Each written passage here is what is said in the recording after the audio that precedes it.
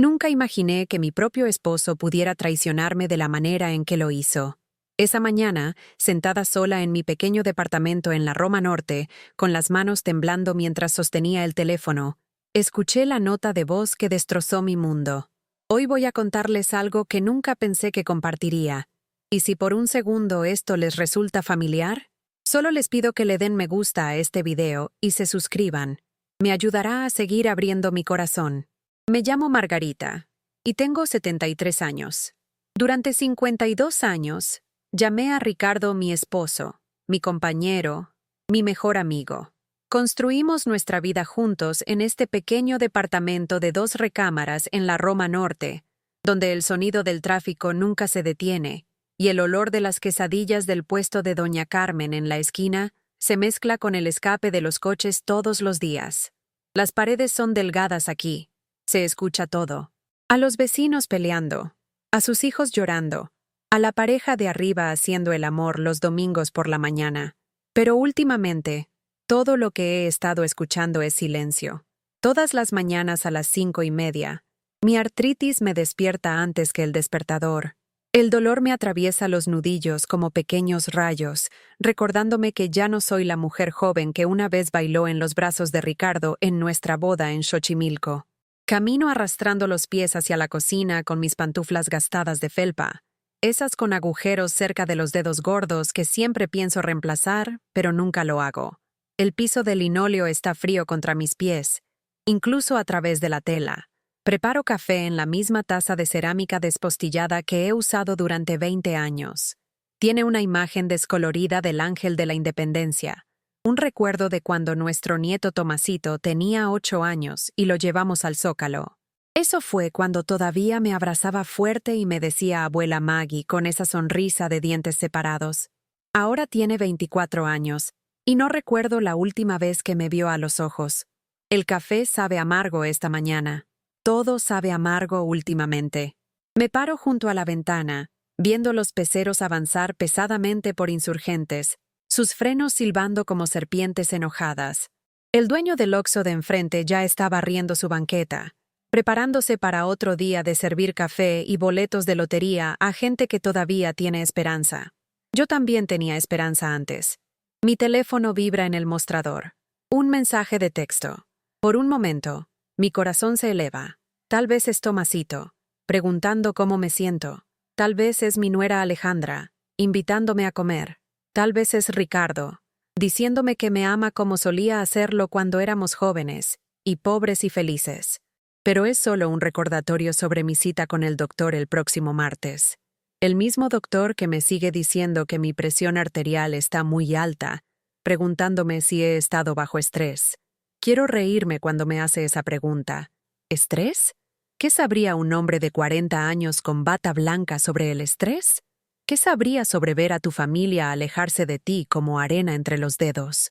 Dejo el teléfono y tomo el álbum de fotos que ha estado sobre mi mesa de la cocina durante semanas.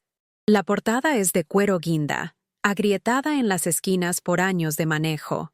Adentro, hay fotos que cuentan la historia de una vida que ya no estoy segura de reconocer. Ahí estamos Ricardo y yo en nuestra luna de miel en Acapulco, ambos sonriendo como tontos con sombreros de palma a juego. Ahí está el primer cumpleaños de nuestro hijo Miguel, pastel embarrado en sus mejillas regordetas. Ahí está Alejandra en su vestido de novia, tomando mi mano y llamándome la madre que nunca tuvo. ¿Cuándo cambió todo? ¿Cuándo dejaron de llegar las llamadas? ¿Cuándo las comidas dominicales se volvieron una carga para ellos en lugar de una alegría? ¿Cuándo mi nieto empezó a poner excusas para no visitarme? ¿Y cuándo? Dios me ayude. ¿Cuándo empezó mi esposo a mentirme sobre el dinero? Paso a una foto del 10º cumpleaños de Tomasito. Lo tuvimos aquí mismo en esta sala, serpentinas colgando del ventilador del techo, la mesa de centro empujada contra la pared para hacer espacio para las sillas musicales. Alejandra estaba embarazada de la pequeña Emma entonces, radiante y riéndose mientras Tomasito soplaba sus velas. Ricardo tenía su brazo alrededor de mi cintura, apretándome cerca. Parecíamos una familia, parecíamos felices.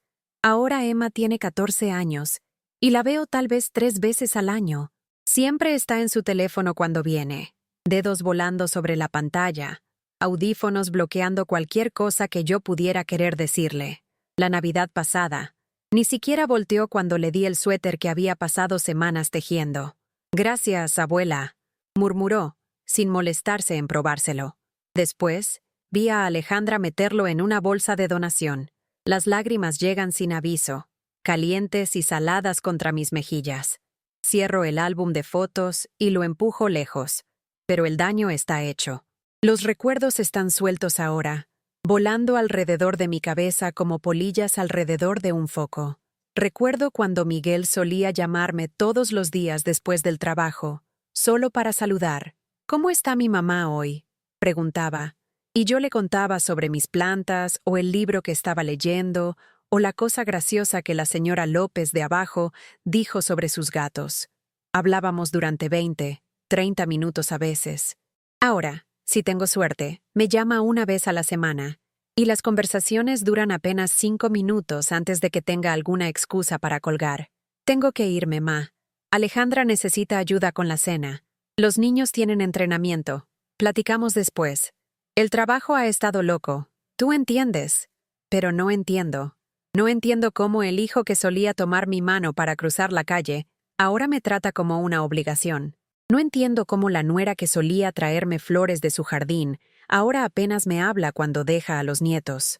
Y especialmente no entiendo cómo el esposo que prometió amarme en la salud y en la enfermedad, ahora pasa sus tardes encerrado en su estudio, susurrando al teléfono sobre negocios que nunca parecen tener sentido.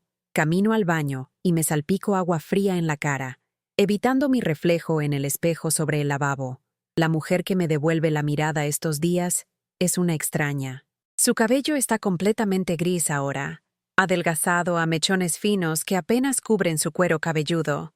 Su piel está mapeada con manchas de la edad y arrugas, cada línea contando una historia de preocupación o tristeza. Sus ojos, una vez azules brillantes como el cielo de verano, se han desvanecido al color de la mezclilla vieja. ¿Cuándo me volví tan vieja? ¿Cuándo me volví invisible? De vuelta en la cocina, me obligo a comer un pedazo de pan tostado, aunque se asienta en mi estómago como cartón. El silencio en el departamento es opresivo. Ricardo se fue temprano a otra reunión misteriosa en el centro, besando mi frente distraídamente y murmurando algo sobre inversionistas y oportunidades. Ha tenido muchas reuniones últimamente, desde que su pequeña firma de contabilidad empezó a tener problemas hace 3 años. Al principio, fui comprensiva.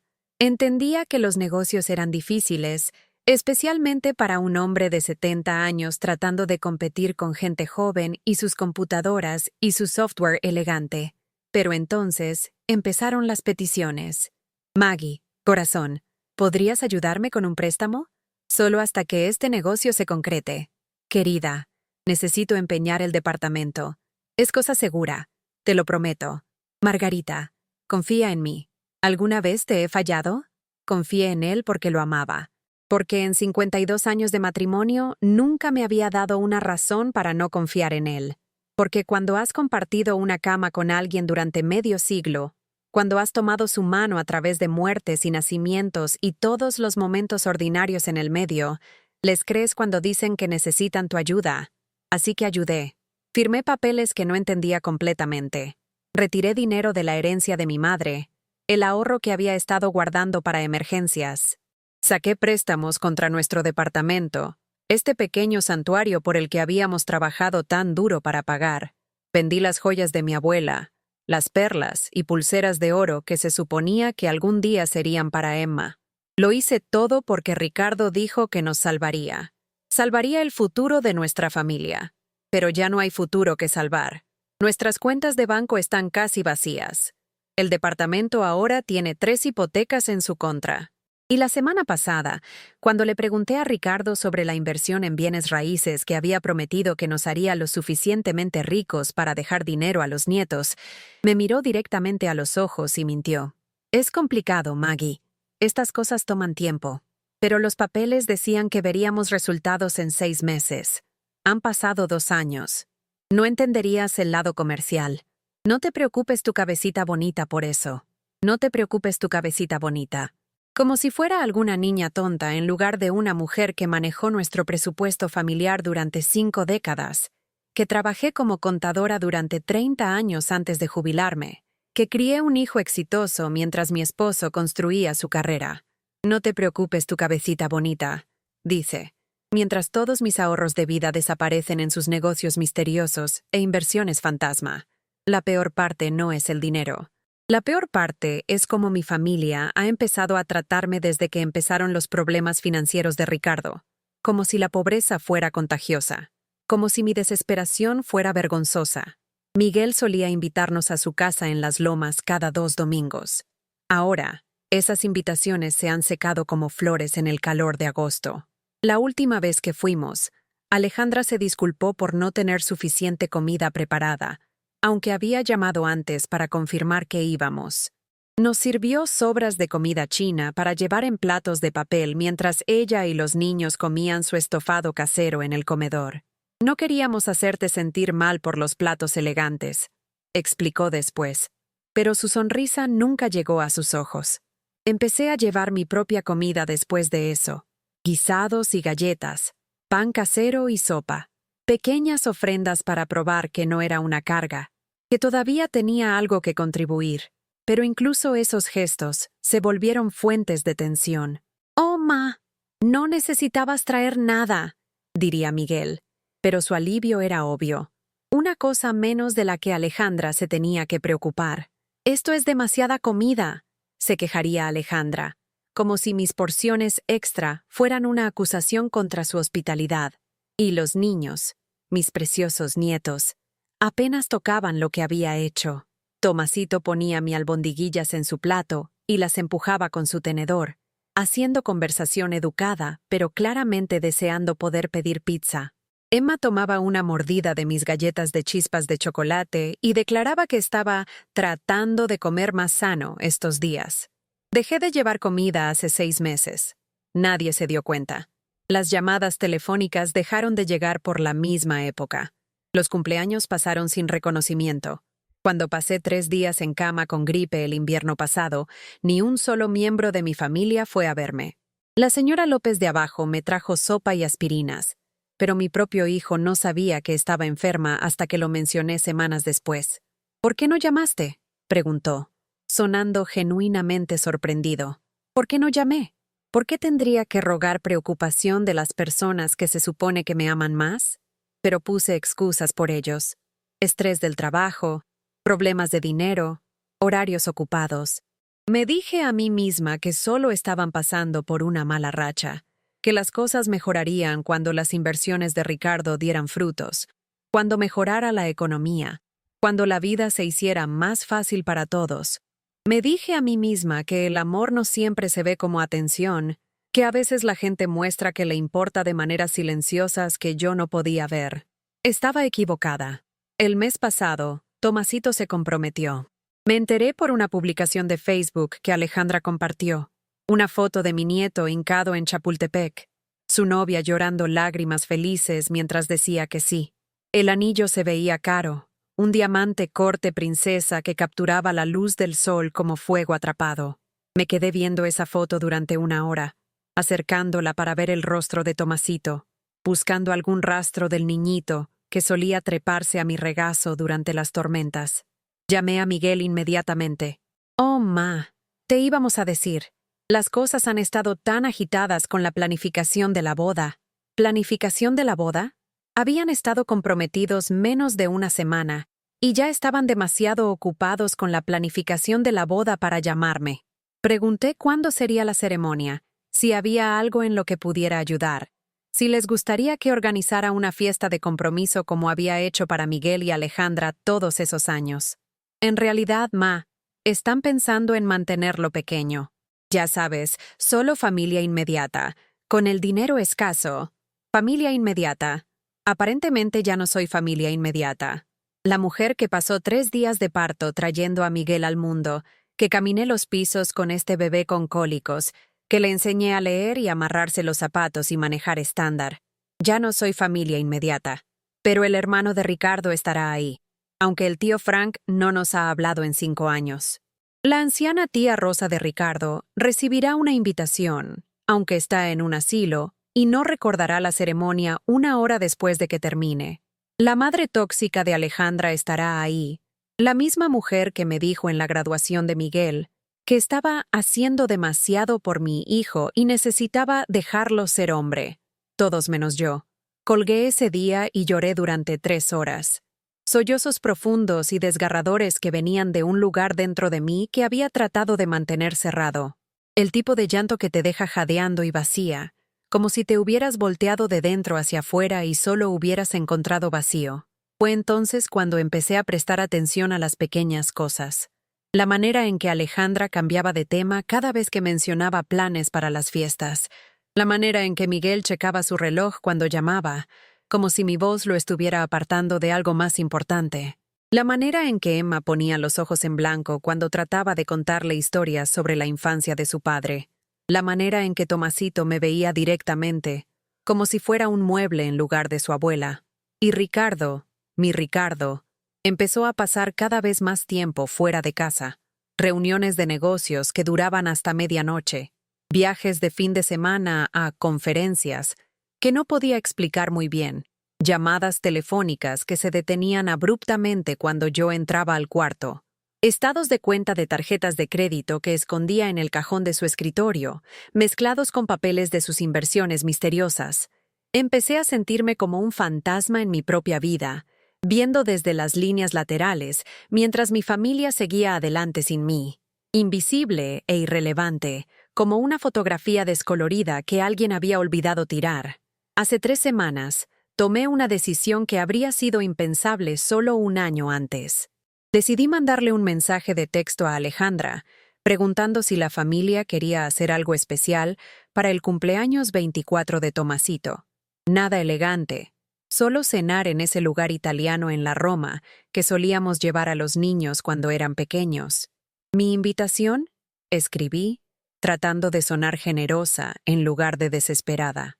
La respuesta llegó 2 días después. Hola, Margarita. Tomasito apreció el pensamiento. Pero ya hicimos planes. Tal vez la próxima vez. Tal vez la próxima vez. La misma frase que había usado cuando pregunté sobre la cena de Pascua. La misma frase que había usado cuando sugerí una parrillada de verano. La misma frase que se había vuelto su manera educada de decir no, sin realmente decir no. Pero esta vez, no había próxima vez llegando. Podía sentirlo en mis huesos como solía sentir las tormentas que se acercaban cuando era niña. Algo estaba cambiando, terminando, y yo era la última en enterarme. Pasé el cumpleaños de Tomasito sola en este departamento, comiendo un pedazo de pastel del supermercado y viendo fotos de sus fiestas de cumpleaños de la infancia. Ricardo estaba en otra reunión. Miguel probablemente estaba en el trabajo. Alejandra probablemente estaba ayudando a Tomasito a celebrar con su prometida y la familia de ella, la familia que se convertiría en su familia real ahora. La gente que importaba. ¿Y yo?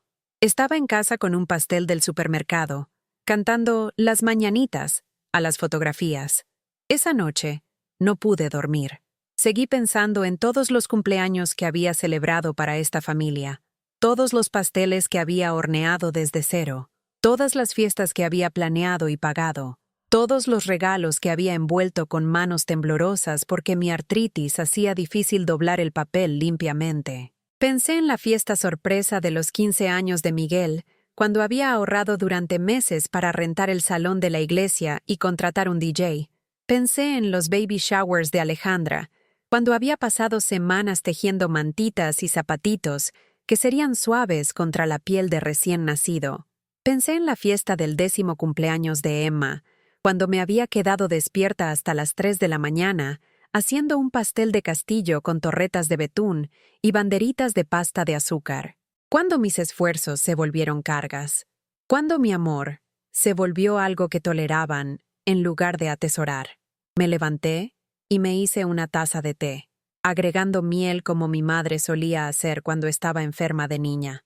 La cocina estaba oscura excepto por la luz sobre la estufa, creando sombras largas que hacían que objetos familiares se vieran extraños y amenazantes. Me senté en la mesa y abrí el álbum de fotos otra vez, pero esta vez las fotos se veían diferentes. En lugar de recuerdos felices, parecían evidencia de una vida que había construido yo sola, para gente que se había cansado de mí. Ahí está Ricardo en nuestra fiesta del 25º aniversario, su brazo alrededor de mi cintura, pero sus ojos ya distantes, ya viendo hacia algo que yo no podía ver. Ahí está Miguel en su graduación universitaria, aceptando mis felicitaciones, pero buscando en la multitud gente más importante que agradecer. Ahí está Alejandra el Día de las Madres hace 3 años, sonriendo a mi tarjeta hecha en casa, pero ya alcanzando su teléfono para checar mensajes de alguien más interesante. ¿Me había estado engañando todos estos años? ¿Había estado aferrándome a una fantasía de cercanía familiar que existía solo en mi propio corazón? A la mañana siguiente, decidí hacer algo que nunca había hecho antes. Decidí dejar de contactarlos primero. No más llamadas para saludar. No más mensajes de texto preguntando sobre sus planes. No más ofertas de ayuda o comida o dinero o tiempo. Esperaría a que me contactaran. Vería cuánto tardaba en darse cuenta de mi silencio. El silencio duró 3 semanas. 3 semanas sin llamadas telefónicas. 3 semanas sin mensajes de texto. 3 semanas sin invitaciones o peticiones o reconocimientos de que existía. 21 días de completo silencio de radio, de la gente que amaba más en el mundo. Era como si hubiera desaparecido de sus vidas sin que ni siquiera notaran que me había ido. En el día 22, Ricardo llegó a casa de otra reunión con noticias que helaron mi sangre. Maggie, necesitamos hablar. Esas 5 palabras. Toda mujer casada sabe lo que significan esas 5 palabras. Significan que tu mundo está a punto de cambiar, y no de buena manera. Significan que la vida que pensabas que estabas viviendo estaba a punto de terminar. Nos sentamos en la mesa de la cocina, la misma mesa donde habíamos compartido miles de comidas, donde habíamos ayudado a Miguel con su tarea, donde habíamos planeado nuestras modestas vacaciones y soñado sobre el retiro. Las manos de Ricardo estaban dobladas frente a él como si estuviera rezando, pero sus ojos evitaban los míos. Las inversiones no funcionaron, dijo calmadamente. Hemos perdido todo, todo. La palabra me golpeó como un golpe físico. No algo de nuestro dinero. No la mayoría de nuestro dinero. Todo. ¿Qué quieres decir con todo? Susurré, aunque parte de mí ya sabía. Me contó sobre los negocios de bienes raíces que en realidad eran esquemas Ponzi, sobre los socios comerciales que en realidad eran estafadores, sobre las oportunidades de inversión que no eran nada más que fraudes elaborados diseñados para separar a hombres viejos desesperados de sus ahorros de toda la vida. Me contó sobre documentos falsificados y compañías ficticias y promesas que nunca fueron hechas para cumplirse. Pero aquí está lo que no me dijo. No me dijo que había sabido, o al menos sospechado, que algunos de estos negocios eran demasiado buenos para ser verdad. No me dijo que había estado apostando con nuestra seguridad porque estaba demasiado orgulloso para admitir que su negocio de contabilidad estaba fallando. No me dijo que me había estado mintiendo durante años sobre a dónde iba nuestro dinero y por qué nuestra cuenta de banco siguió encogiéndose a pesar de sus promesas de que todo estaría bien. No me dijo la peor parte, que nuestro propio hijo estaba involucrado. Me enteré de eso 3 días después, completamente por accidente. Estaba buscando pilas en el cajón del escritorio de Ricardo cuando encontré su tablet vieja, la que había dejado de usar después de conseguir su teléfono nuevo. Todavía estaba cargada, todavía conectada a su cuenta de correo electrónico. No debería haber mirado. Lo sé. 52 años de matrimonio deberían haberle ganado algo de privacidad, algo de confianza, algo de beneficio de la duda. Pero miré de todos modos, y encontré la nota de voz que destruyó mi mundo.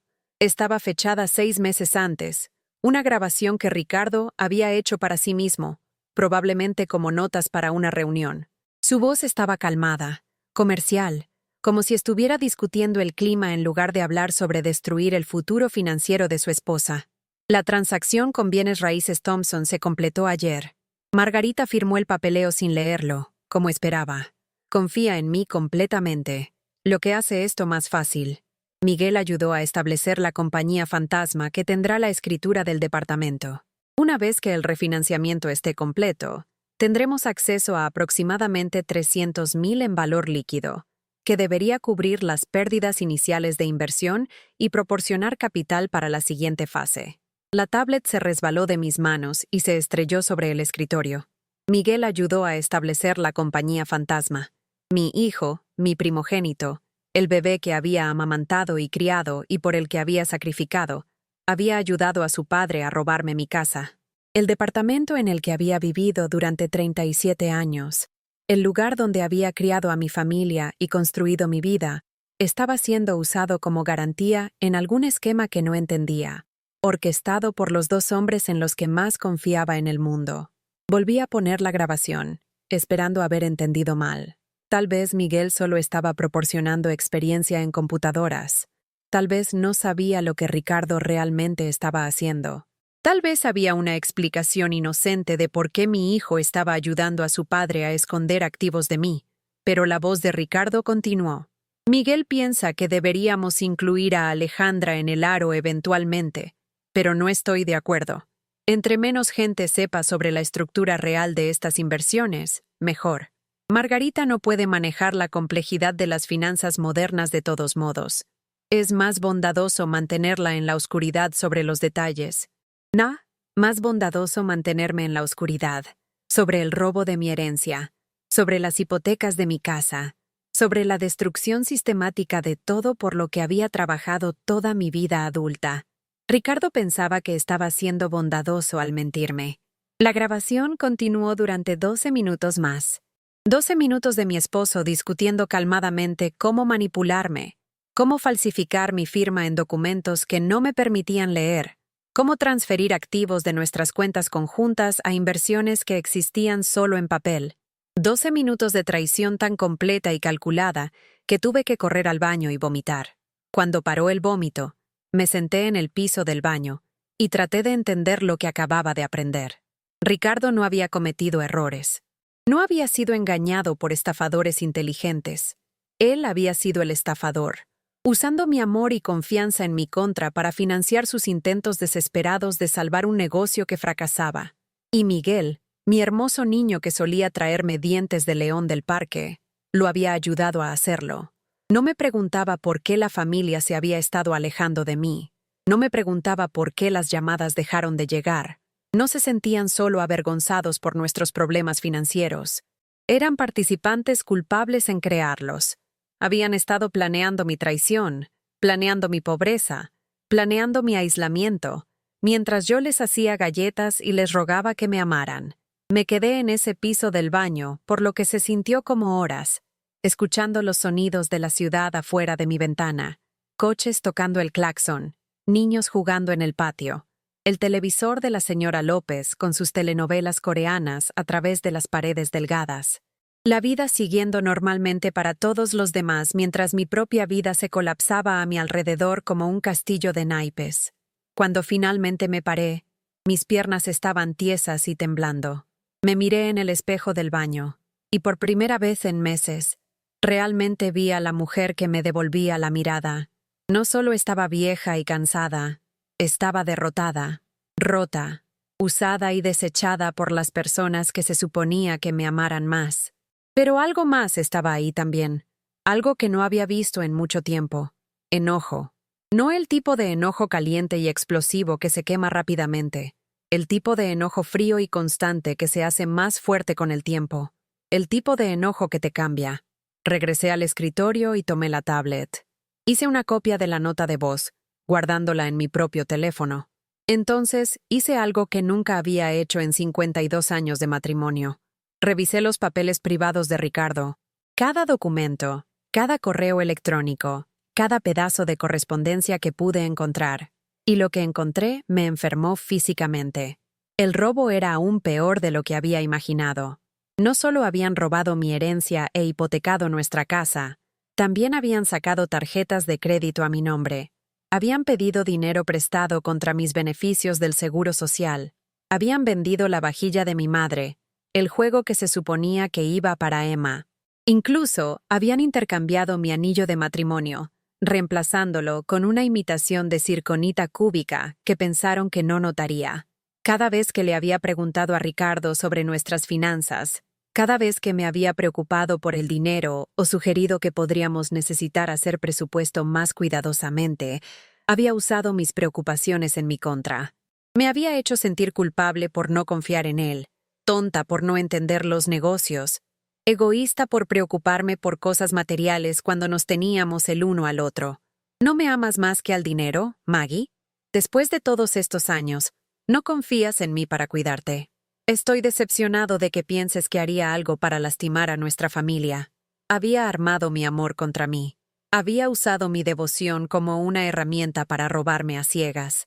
Y cuando me volví demasiado pobre para ser útil, cuando no había nada más que robar, toda la familia había empezado a alejarme. No porque estuvieran avergonzados de mi pobreza, sino porque tenían miedo de que descubriera su culpa. Pasé esa noche sentada en la mesa de la cocina, rodeada de documentos e impresos y evidencia de una traición tan profunda que se sentía como ahogarse. Pero en algún lugar alrededor de las 3 de la mañana, cuando la ciudad finalmente se calmó y pude pensar claramente, tomé una decisión. No iba a confrontar a Ricardo inmediatamente. No iba a llorar o suplicar o pedirle que se explicara. Iba a ser inteligente sobre esto. Iba a protegerme. Iba a defenderme. A la mañana siguiente, llamé a un abogado. Nunca había contratado un abogado en mi vida. Cuando Ricardo y yo nos casamos, usamos un juez civil. Cuando compramos el departamento, Ricardo manejó todo el papeleo legal. Cuando escribí mi testamento, usé uno de esos kits hazlo tú mismo de la farmacia. Pero esta situación requería ayuda profesional, y estaba aterrorizada de no poder pagarla. El bufete de abogados que encontré se especializaba en fraude de ancianos, que nunca había escuchado, pero aparentemente cubría exactamente lo que me había pasado. La consulta inicial era gratis, lo que era bueno porque no estaba segura de tener suficiente dinero ni para la despensa, mucho menos honorarios legales. La abogada se llamaba Patricia Morales y era más joven que mi nieto Tomasito, pero escuchó mi historia sin interrumpir, tomando notas en un portafolio de cuero que probablemente costaba más que mi cheque mensual del Seguro Social. Cuando toqué la nota de voz de Ricardo, su expresión nunca cambió, pero vi su agarre apretarse en su pluma. «Señora Campbell», dijo cuando terminé de hablar, «lo que le pasó es un crimen. Múltiples crímenes, en realidad. Su esposo ha cometido fraude, robo de identidad y abuso financiero. Su hijo puede ser culpable de conspiración y complicidad. Podemos presentar tanto cargos criminales como demandas civiles». Cargos criminales. Las palabras me golpearon como agua helada. Había venido aquí buscando una manera de proteger el poco dinero que me quedaba, tal vez recuperar mi departamento. No había pensado en mandar a mi esposo e hijo a la cárcel. No quiero destruir a mi familia, dije calmadamente. Solo quiero mi vida de vuelta. Patricia se inclinó hacia adelante en su silla. Llevaba un traje azul marino que se veía caro, pero no extravagante, y su cabello oscuro estaba recogido en un chongo limpio. Se veía como el tipo de mujer competente y profesional que siempre había querido ser, pero nunca había tenido el valor de llegar a ser. «Señora Campbell, su familia ya ha sido destruida. Por ellos, no por usted. Han robado su casa, sus ahorros, su seguridad y su dignidad. La han aislado y manipulado y mentido durante años. La pregunta no es si quiere destruir a su familia. La pregunta es si se quiere salvar a usted misma. Salvarme a mí misma. ¿Cuándo fue la última vez que alguien había sugerido que yo valía la pena salvar? Contraté a Patricia ese día, usando los últimos 800 pesos en mi cuenta de cheques para pagar su anticipo. Inmediatamente presentó mociones de emergencia para congelar nuestras cuentas restantes e impedir que Ricardo sacara más préstamos contra el departamento. También mandó cartas a Miguel y Alejandra, informándoles que estaban siendo investigados por su papel en el fraude financiero y aconsejándoles que no transfirieran o escondieran ningún activo. Cuando llegué a casa esa tarde, Ricardo me estaba esperando en la sala. Se veía más viejo de lo que nunca lo había visto, su cara gris y demacrada. Pero en lugar de remordimiento, vi cálculo en sus ojos. Estaba tratando de averiguar qué sabía y en cuántos problemas estaba. «Maggie, necesitamos hablar», dijo otra vez. usando el mismo tono que había usado cuando me contó por primera vez sobre nuestras pérdidas financieras. No, dije simplemente. Realmente no. Caminé más allá de él hacia la cocina y empecé a hacer la cena, algo que había hecho casi todas las noches durante 5 décadas. Pero esta vez, solo hice suficiente para una persona. Cuando Ricardo preguntó qué había de cenar, le dije que podía hacer la suya. ¿Te sientes bien?, preguntó, tratando de sonar preocupado en lugar de molesto. «Te estás comportando extraño». «Me siento bien», dije, sin verlo. Mejor de lo que me he sentido en meses, en realidad. Esa noche, Ricardo trató de dormir en nuestra cama como lo había hecho durante 52 años. Pero había cambiado las cerraduras de la puerta de la recámara. Cuando tocó y preguntó qué estaba pasando, le dije a través de la puerta que podía dormir en el sillón hasta que encontrara otro lugar donde vivir. «Maggie, me estás asustando. ¿Qué te ha dado? ¿Qué me había dado? Respeto propio, tal vez. O solo agotamiento de ser tratada como si fuera estúpida. O enojo por ser robada por las personas que decían amarme. Elige». Los siguientes días fueron una nube de llamadas telefónicas y documentos legales y conversaciones con investigadores que me trataban con más respeto del que mi propia familia me había mostrado en años. Patricia era eficiente y minuciosa, construyendo un caso contra Ricardo y Miguel que parecía hacerse más fuerte cada vez que nos reuníamos. Había rastreado transferencias bancarias y aplicaciones de crédito y documentos de préstamos, creando un rastro en papel que sería imposible negar en corte. Pero la evidencia más condenatoria seguía siendo esa nota de voz, las propias palabras de Ricardo probando que me había engañado deliberadamente y robado de mí con la ayuda de Miguel. Cada vez que escuchaba su tono calmado y comercial, describiendo mi confianza como algo que explotar, sentía que ese enojo frío se hacía más fuerte. Miguel me llamó el jueves por la mañana, la primera vez que me había llamado en 6 semanas. «Ma, ¿qué carajos está pasando? Algún abogado me mandó una carta diciendo que estoy siendo investigado por fraude. Esto está loco». «¿Está loco?», pregunté. «Dime, Miguel, ¿qué parte está loca? ¿La parte donde ayudaste a tu padre a robar mi herencia? ¿O la parte donde pensaste que nunca me enteraría?» Silencio. Largo silencio pesado que me dijo todo lo que necesitaba saber. Si Miguel hubiera sido inocente, habría estado confundido, enojado, exigiendo explicaciones. En lugar de eso, estaba callado, culpablemente callado. «Ma, no entiendes. El negocio de papá estaba fallando. Habría perdido todo si no hacíamos algo drástico. Estábamos tratando de proteger a la familia. Proteger a la familia. Robando a la abuela y esposa. Mintiendo y manipulando y aislándome. Haciéndome sentir como si me estuviera volviendo loca cuando me preocupaba por el dinero. Miguel, me robaste. Ayudaste a tu padre a tomar todo por lo que trabajé toda mi vida. Y luego todos empezaron a tratarme como si yo fuera el problema. No era robo, ma. Era una estrategia de inversión. Papá pensó que si podía juntar suficiente capital, podía salvar el negocio y pagar todo de vuelta con intereses. Habrías estado mejor a la larga. Una estrategia de inversión. Así le decían ahora. Como si poner mi casa en riesgo sin mi conocimiento fuera algún tipo de planificación financiera sofisticada, en lugar de robo descarado. ¿Dónde está el dinero ahora, Miguel? ¿Dónde están esos rendimientos fantásticos de inversión que se suponía que me iban a hacer rica? Más silencio. Porque no había rendimientos. Nunca los había habido. Ricardo había tirado nuestros ahorros de toda la vida en esquemas cada vez más desesperados, y cuando esos fallaron, había tirado mi herencia también. Y cuando eso se acabó, había empezado a pedir prestado contra nuestra casa, nuestro último activo, lo único que se suponía que nos mantuviera seguros en nuestra vejez. Ma, sé que estás molesta, pero tomar acción legal contra papá no va a resolver nada, solo va a destrozar a la familia. La familia ya está destrozada, Miguel. Tú y tu padre la destrozaron cuando decidieron robarme a ciegas.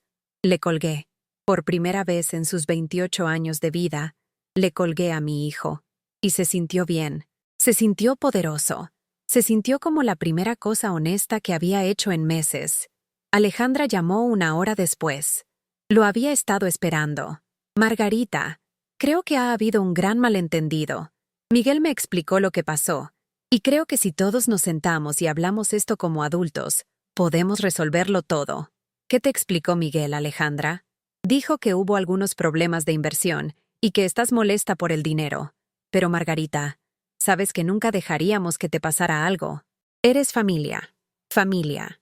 Otra palabra que había perdido todo su significado durante el año pasado. La familia no se roba entre sí. La familia no miente y manipula y aísla. La familia no hace que su madre anciana se sienta como si se estuviera volviendo loca cuando hace preguntas perfectamente razonables sobre sus propias finanzas. Alejandra, ¿sabías que Ricardo y Miguel han estado falsificando mi firma en documentos de préstamos? ¿Qué? No, eso no es. Margarita, estás confundida. Ellos no harían algo así. ¿Sabías que sacaron tarjetas de crédito a mi nombre y acumularon miles de pesos en deuda? Margarita, tal vez deberías ver un doctor. A veces, cuando la gente se hace mayor, se pone paranoica sobre el dinero. Mi abuela pasó por lo mismo. Ahí estaba, el insulto final. Ya no era solo estúpida.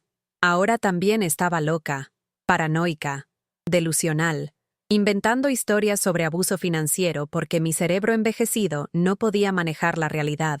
Alejandra, tengo grabaciones, tengo documentos, tengo estados de cuenta bancarios e informes de crédito y papeles legales que prueban todo lo que estoy diciendo.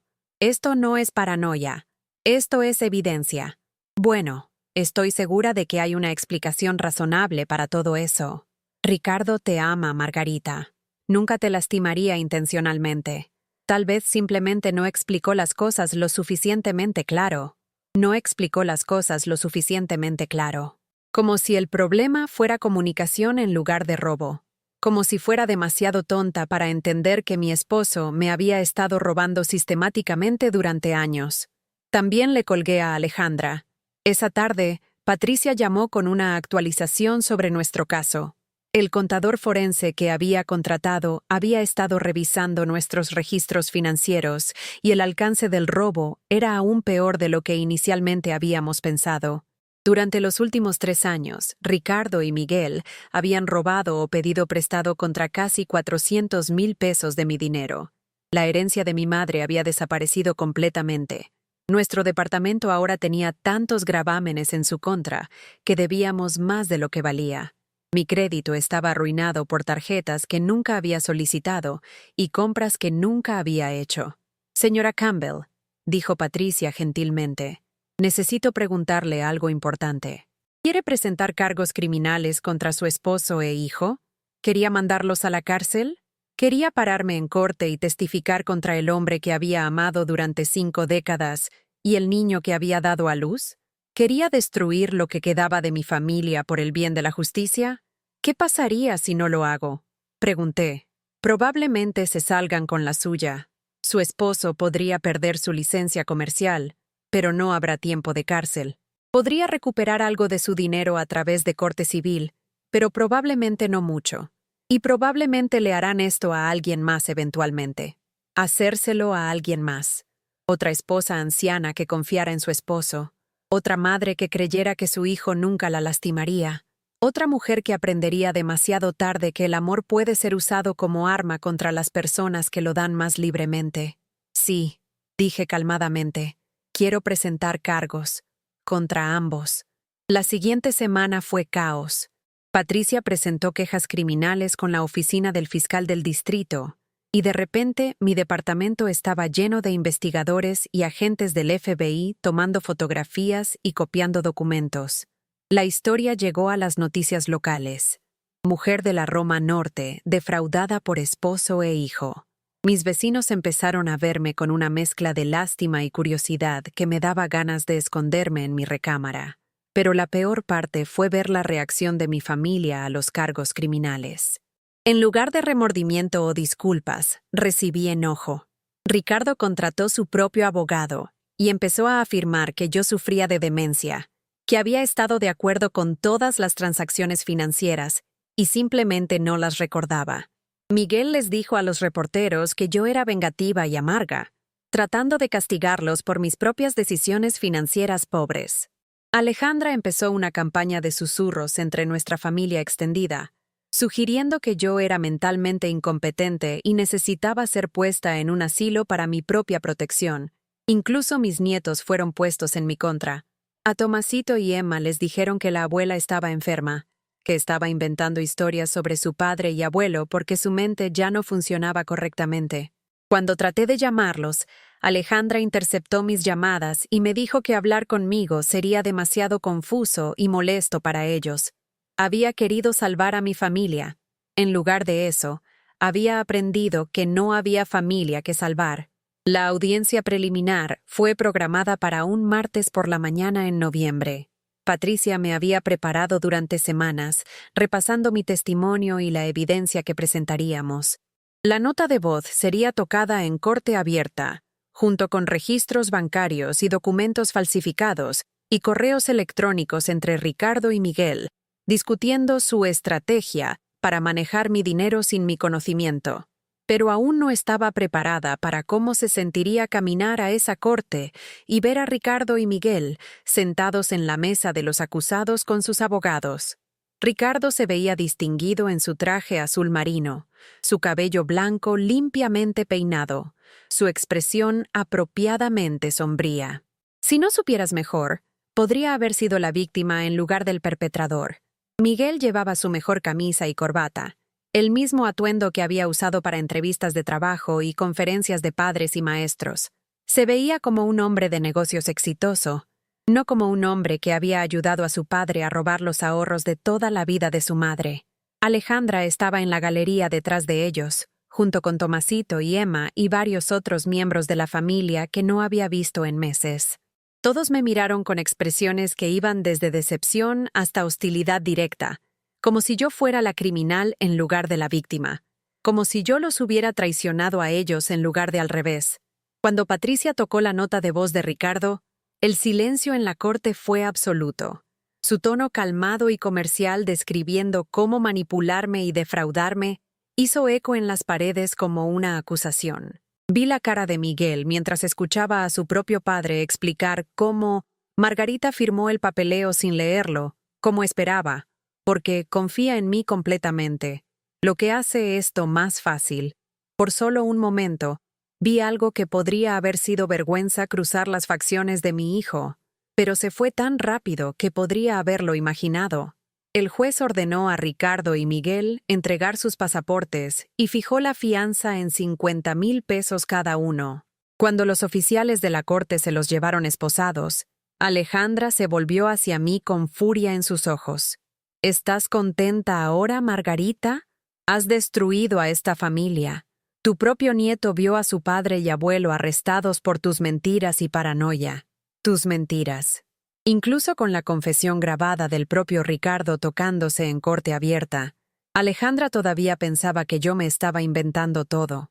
Incluso con registros bancarios y documentos falsificados y un rastro en papel de robo tan claro que un niño podría seguirlo, ella todavía creía que yo era la villana en esta historia. Miré a Tomasito y Emma, mis preciosos nietos a quienes les habían dicho que su abuela estaba loca y vengativa. Tomasito estaba mirando al piso, su cara roja de vergüenza. Emma estaba llorando lágrimas silenciosas, abrumada por una situación que era demasiado joven para entender. Estos niños que una vez me habían traído dientes de león y me habían pedido que les leyera cuentos antes de dormir, ahora me veían como una extraña peligrosa que había lastimado a su familia.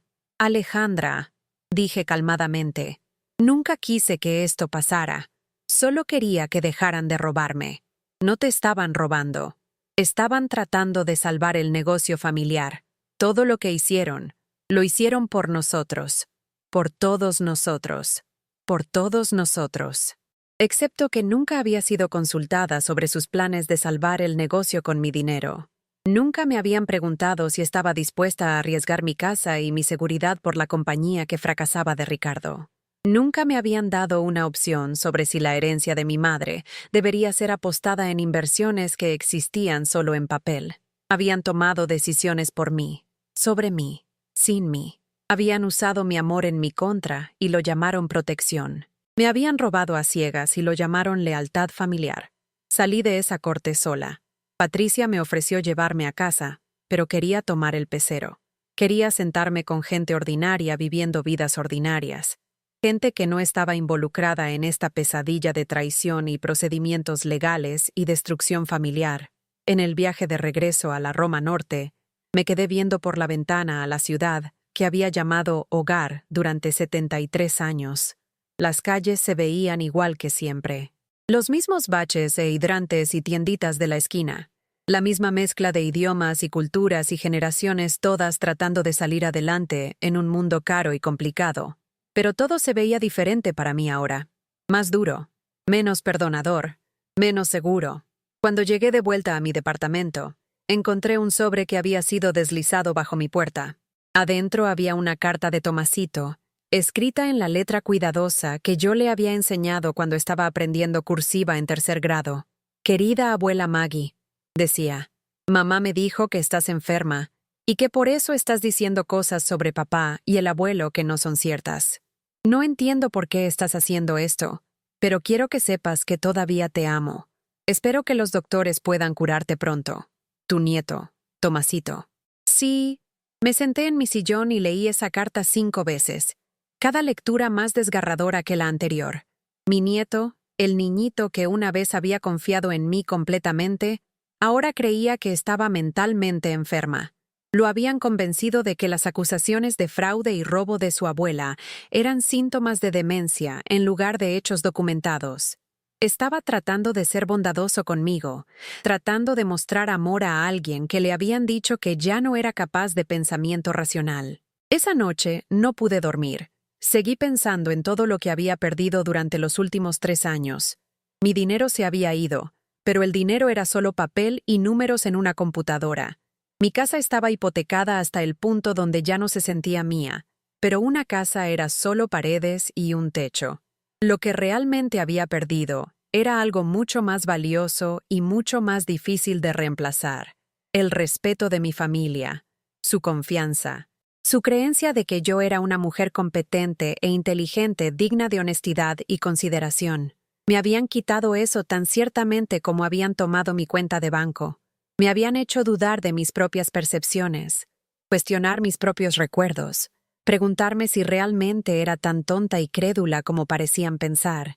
Me habían convencido de que mis preocupaciones eran irracionales, mis preguntas eran molestas, mi deseo de información sobre mis propias finanzas era inapropiado e ingenuo. Incluso ahora, incluso con prueba legal de sus crímenes, parte de mí todavía se preguntaba si estaba reaccionando exageradamente, si estaba siendo demasiado dura, si debería simplemente perdonarlos y tratar de reconstruir lo que quedaba de nuestras relaciones. Pero entonces recordaba la voz de Ricardo en esa grabación, calmada y fría mientras describía lo fácil que era manipularme. Recordaba el silencio de Miguel cuando le pregunté directamente sobre el robo. Recordaba la certeza de Alejandra de que yo era mentalmente incompetente, incluso cuando se le presentó evidencia de fraude que convencería a cualquier persona razonable. No solo habían robado mi dinero, habían robado mi realidad, mi sentido de mí misma, mi confianza en mi propio juicio. Me habían hecho sentir como si estuviera desapareciendo, volviéndome irrelevante, perdiendo la cabeza. Y cuando finalmente había descubierto la verdad y me defendí, habían tratado de hacerme sentir loca, haciéndome creer que yo era el problema. El juicio fue fijado para marzo, 4 meses después. Patricia me advirtió que sería difícil, que los abogados de Ricardo tratarían de retratarme como una mujer anciana confundida, que no entendía los negocios y estaba culpando injustamente a su esposo por fuerzas económicas más allá de su control. Argumentarían que yo había sido participante dispuesta en todas las transacciones financieras, que había firmado documentos voluntariamente, aunque no los hubiera leído cuidadosamente. Tratarán de hacerte ver estúpida o loca, dijo Patricia sin rodeos. Tal vez ambas. ¿Estás preparada para eso?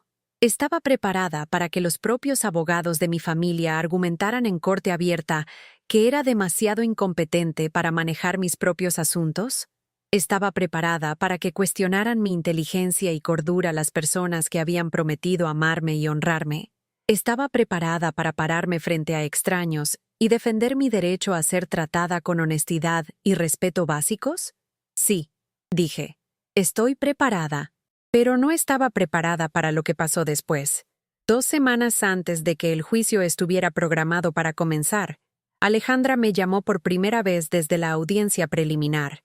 Su voz era diferente, más suave, sin el borde enojado que había cargado durante meses. Margarita, he estado pensando en todo lo que ha pasado, y me pregunto si podríamos reunirnos para un café, solo para hablar, sin abogados, sin drama, solo dos mujeres tratando de averiguar cómo seguir adelante. Era sospechosa. Después de meses de ser llamada loca y vengativa, Alejandra de repente quería tener una charla amigable, pero parte de mí, la parte que todavía recordaba cuando me solía decir que era la madre que nunca había tenido, tenía curiosidad. Tal vez finalmente había visto la evidencia.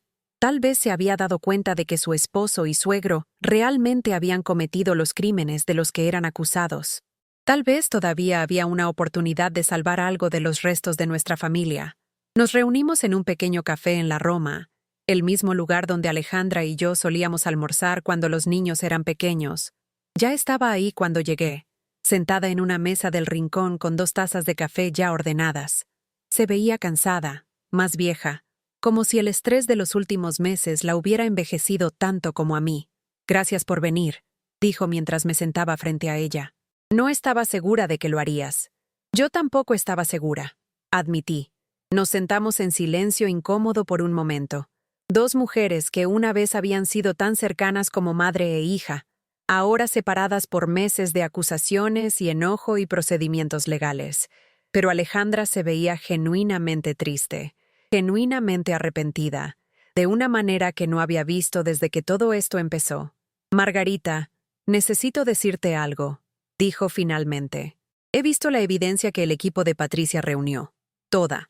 Los registros bancarios, las firmas falsificadas, los correos electrónicos entre Miguel y Ricardo. Y he escuchado la nota de voz, completa, no solo las partes que fueron tocadas en corte. Esperé, no segura hacia dónde se dirigía. Te creo», dijo calmadamente. «Creo que Ricardo y Miguel te robaron. Creo que te mintieron y te manipularon y te trataron horriblemente. Creo que todo lo que has dicho es verdad». El alivio me lavó como agua fresca. Finalmente, alguien en mi familia reconocía la realidad. Alguien validó lo que había experimentado en lugar de descartarlo como paranoia o demencia. «Pero aquí está lo que no entiendo», continuó Alejandra. «¿Por qué tuviste que involucrar a la policía? ¿Por qué tuviste que presentar cargos criminales? ¿Por qué no pudimos manejar esto como familia?» Y así como así, me di cuenta de que la conversación se dirigía en una dirección que no quería que fuera. «Alejandra, me robaron 400,000 pesos.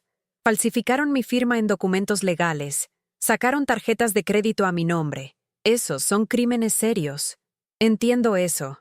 Pero mandar a Ricardo y Miguel a la cárcel no va a recuperar tu dinero. Solo va a destruir lo que queda de nuestra familia. Los niños están traumatizados, Margarita. Tomasito no puede dormir de noche. Emma ha estado llorando durante semanas.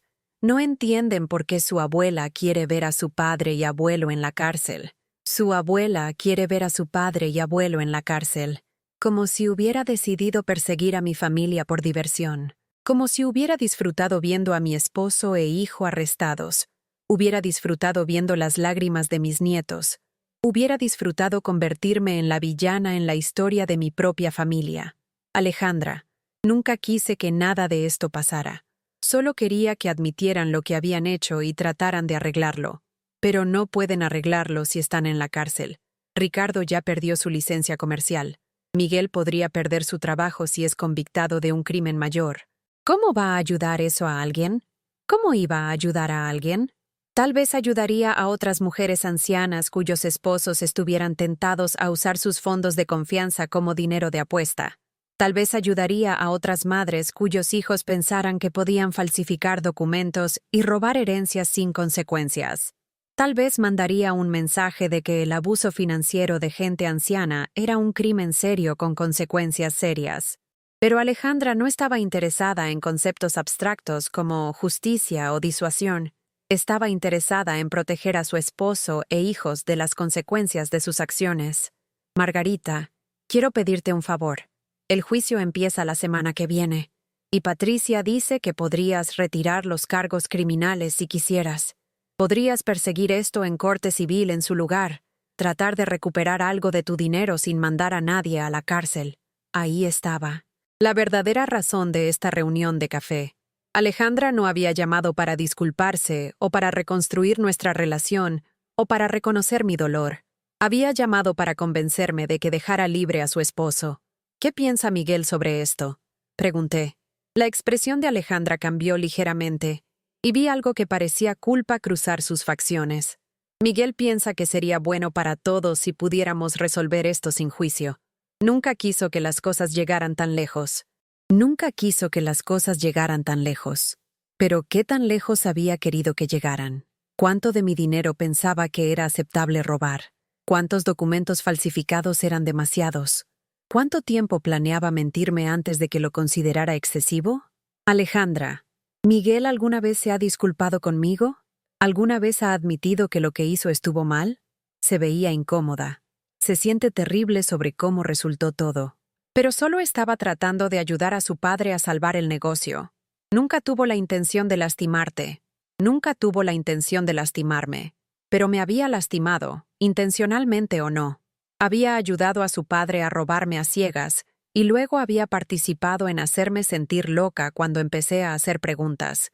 Sus intenciones eran irrelevantes en este punto. El daño estaba hecho. Alejandra, aprecio que te hayas acercado, pero no voy a retirar los cargos criminales. Lo que me hicieron fue un crimen, y los crímenes tienen consecuencias. Su cara se endureció. ¿Entonces vas a dejar que tu propio hijo vaya a la cárcel para probar algo? Voy a dejar que el sistema legal decida qué consecuencias son apropiadas para los crímenes que mi hijo y esposo cometieron contra mí. Margarita, por favor, piensa en Tomasito y Emma. Piensa en lo que esto les está haciendo. ¿Realmente quieres que tus nietos crezcan sabiendo que su abuela mandó a su padre a la cárcel? Mis nietos. Los dos niños que había amado desde el momento en que nacieron, que había consentido con regalos y atención y afecto incondicional. Los niños que ahora creían que estaba mentalmente enferma, que habían sido educados para verme como una amenaza a la estabilidad de su familia. Alejandra, mis nietos ya piensan que estoy loca. Les han dicho que todo lo que he dicho sobre su padre y abuelo es producto de demencia. ¿Cómo es eso mejor que aprender la verdad sobre lo que realmente pasó? Porque al menos de esta manera, la familia se mantiene unida. Al menos de esta manera, pueden recordarte como la abuela que los amaba en lugar de la abuela que destruyó sus vidas. La abuela que destruyó sus vidas. No el padre que robó a su madre, o el abuelo que falsificó firmas y mintió a su esposa durante años. Era yo quien estaba destruyendo sus vidas al negarme a dejar que los crímenes pasaran sin castigo. Terminé mi café y me paré para irme. Alejandra se estiró a través de la mesa y agarró mi mano. Su agarre sorprendentemente fuerte. Margarita, por favor, te lo suplico, no le hagas esto a nuestra familia. Alejandra, dije calmadamente, jalando mi mano, no le estoy haciendo nada a nuestra familia. Nuestra familia fue destruida hace 3 años cuando Ricardo y Miguel decidieron robarme. Solo me estoy negando a pretender que nunca pasó. Dejé el café y caminé a la parada del pecero, mis manos temblando con enojo y tristeza. Incluso ahora, incluso después de meses de evidencia y procedimientos legales y confesiones grabadas, mi familia todavía me veía como el problema. Todavía pensaban que estaba siendo irrazonable por esperar honestidad y respeto. Todavía creían que debería sacrificar mi dignidad y mi sentido de justicia para proteger a gente que no había mostrado preocupación por mi bienestar. El juicio comenzó 3 días después. La corte estaba llena de reporteros y curiosos atraídos por la historia de una abuela procesando a su propia familia. Me senté detrás de Patricia en la mesa del fiscal, llevando mi mejor vestido y tratando de verme competente y coherente para el jurado. Al otro lado del pasillo, Ricardo y Miguel se sentaron con sus abogados, ambos viéndose apropiadamente arrepentidos para las cámaras. Alejandra y los nietos estaban en la galería, junto con varios otros miembros de la familia y amigos que habían apoyado a Ricardo y Miguel a lo largo del proceso. Podía sentir sus ojos en mí, su enojo y decepción irradiando a través del cuarto como calor de un horno. La declaración de apertura de Patricia fue clara y metódica. Estableció la evidencia de fraude, falsificación y abuso financiero con precisión, pintando un cuadro de una mujer anciana sistemáticamente robada por las personas en las que más confiaba. Tocó extractos de la nota de voz de Ricardo, sus propias palabras probando su intención de engañar y manipular. El abogado de Ricardo, un hombre de hablar suave en un traje caro, presentó una narrativa diferente. Retrató a Ricardo como un hombre de negocios desesperado, tratando de salvar su compañía y apoyar a su familia, tomando decisiones pobres bajo presión extrema, pero nunca con la intención de lastimar a su esposa. Sugirió que yo era participante dispuesta en las transacciones financieras, incluso si no entendía completamente su complejidad. El abogado de Miguel tomó un enfoque diferente. Pintó a mi hijo como un niño devoto tratando de ayudar a su padre a través de un tiempo difícil, proporcionando asistencia técnica con documentos de negocios sin entender completamente sus implicaciones. Sugirió que Miguel era más ingenuo que criminal, manipulado por su padre tanto como yo había sido. Pero la evidencia era abrumadora. Registros bancarios mostrando transacciones que nunca había autorizado, aplicaciones de crédito con mi firma falsificada, correos electrónicos entre padre e hijo, discutiendo cómo esconder activos de mí. Y más condenatoria de todas, la propia voz grabada de Ricardo calmadamente describiendo lo fácil que era engañarme, porque confiaba en él completamente. Cuando llegó el tiempo para que yo testificara, estaba aterrorizada. Patricia me había preparado tan completamente como era posible, pero sentarme en esa silla de testigos con mi familia, mirándome desde el otro lado del cuarto, fue una de las cosas más difíciles que había hecho jamás. El abogado de Ricardo me interrogó agresivamente, sugiriendo que había firmado documentos sin leerlos porque era perezosa o incompetente, que había estado de acuerdo con inversiones que no entendía porque era demasiado confiada para mi propio bien. «Señora Campbell», dijo en un tono condescendiente, «¿no es cierto que nunca ha sido muy buena con el dinero? ¿Que siempre ha dejado las decisiones financieras a su esposo porque le parecían demasiado complicadas?» «No», dije firmemente. «Trabajé como contadora durante 30 años. Manejé nuestro presupuesto familiar durante 5 décadas. Soy perfectamente capaz de entender documentos financieros cuando la gente me los muestra honestamente, en lugar de mentir sobre lo que contienen. Pero usted sí firmó estos documentos de préstamo, ¿no es cierto? ¿Sí autorizó estas transacciones?» «Firmé documentos que mi esposo me dijo que eran papeleo temporal para su negocio. Autoricé transacciones que dijo que serían repagadas en 6 meses. Nunca estuve de acuerdo en apostar los ahorros de mi vida en inversiones que existían solo en papel». El abogado trató de hacerme ver tonta. Trató de sugerir que cualquier persona razonable habría leído cada palabra de cada documento antes de firmar. Pero Patricia objetó repetidamente y mantuve mi posición. No era estúpida o incompetente. Me habían mentido personas en las que tenía toda razón de confiar. El momento más emocional vino cuando Patricia tocó la nota de voz completa en corte. 12 minutos de la voz de Ricardo calmadamente discutiendo cómo manipularme y defraudarme, cómo falsificar mi firma, cómo mantenerme en la oscuridad sobre el robo de mi propio dinero. Mientras sus palabras hicieron eco por la corte, vi la cara de Alejandra. Por primera vez desde que toda esta pesadilla había empezado, se veía genuinamente conmocionada, como si finalmente estuviera entendiendo el alcance y naturaleza deliberada de lo que su esposo y suegro me habían hecho. Pero el momento que lo cambió todo vino durante el testimonio de Miguel. Tomó el estrado e intentó retratarse como cómplice involuntario, afirmando que había ayudado a su padre con trabajo de computadoras, ilegal, sin entender que estaban cometiendo fraude. «Solo pensé que estaba ayudando a papá con su negocio», dijo, viendo directamente al jurado. «Nunca tuve la intención de lastimar a mi madre. La amo, y nunca haría algo para lastimarla». El fiscal le preguntó sobre la compañía fantasma que había ayudado a crear, la diseñada para esconder activos de mí. Miguel afirmó que la había establecido como entidad comercial legítima, sin entender su verdadero propósito. Negó saber que Ricardo estaba falsificando mi firma o sacando préstamos a mi nombre. Pero entonces Patricia produjo un correo electrónico que Miguel había mandado a Ricardo 6 meses después de que la nota de voz fuera grabada. Un correo electrónico donde Miguel sugería maneras de acceder más de mi dinero, sin activar las sospechas de mamá. Un correo electrónico donde advirtió a Ricardo que fuera más cuidadoso sobre cubrir huellas, porque yo estaba empezando a hacer demasiadas preguntas. Leyendo ese correo electrónico en corte, sentí algo romperse dentro de mí. Mi hijo, mi niño precioso que había criado y amado, y por el que había sacrificado, había participado activamente en robarme. Más que eso, lo había disfrutado. El correo electrónico tenía un tono casi juguetón, como si defraudar a su madre fuera un rompecabezas interesante que resolver en lugar de una traición devastadora. Cuando Patricia confrontó a Miguel con sus propias palabras, su defensa cuidadosamente construida se desmoronó. Se quedó viendo el correo electrónico por un largo momento, su cara enrojeciéndose de vergüenza y enojo. «Señora Campbell», dijo Patricia, ¿sabía que su hijo estaba mandando correos electrónicos sobre cómo robar más de su dinero sin activar sus sospechas? No, susurré. No sabía. ¿Le dio permiso de ayudar a su padre a acceder el dinero de su herencia? No. ¿Le dio permiso de establecer compañías falsas usando sus activos financieros como garantía? No.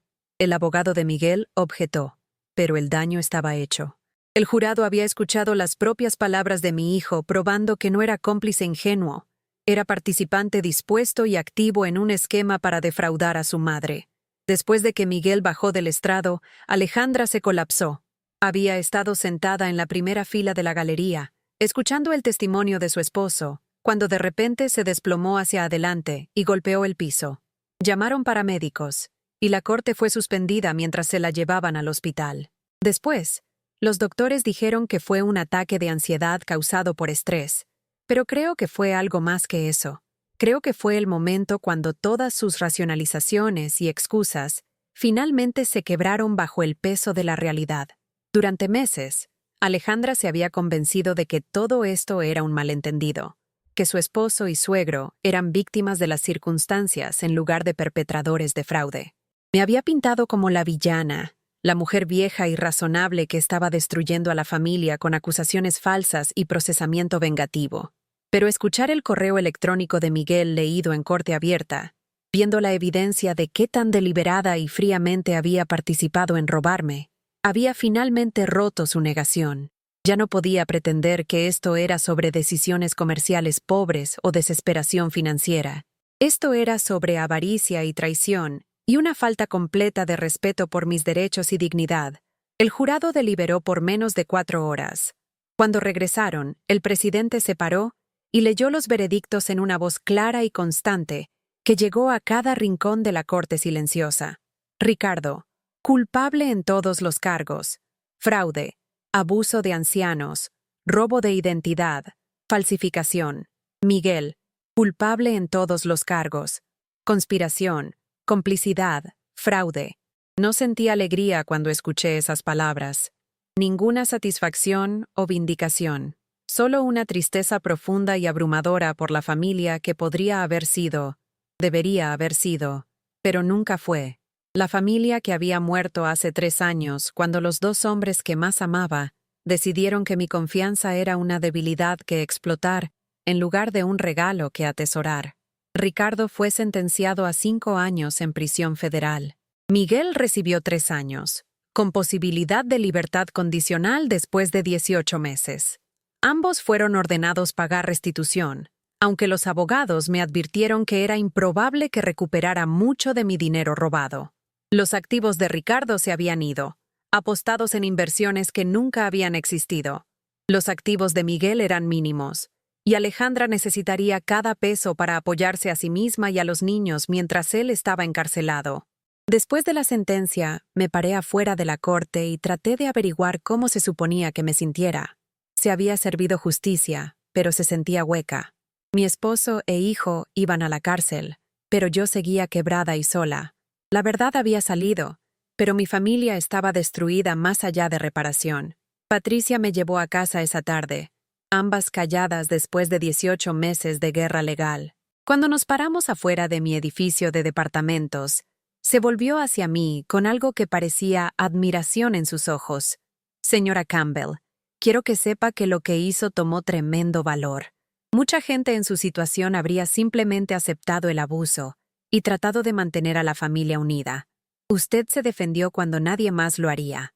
No me siento valiente, dije honestamente. Me siento cansada, y triste, y sola.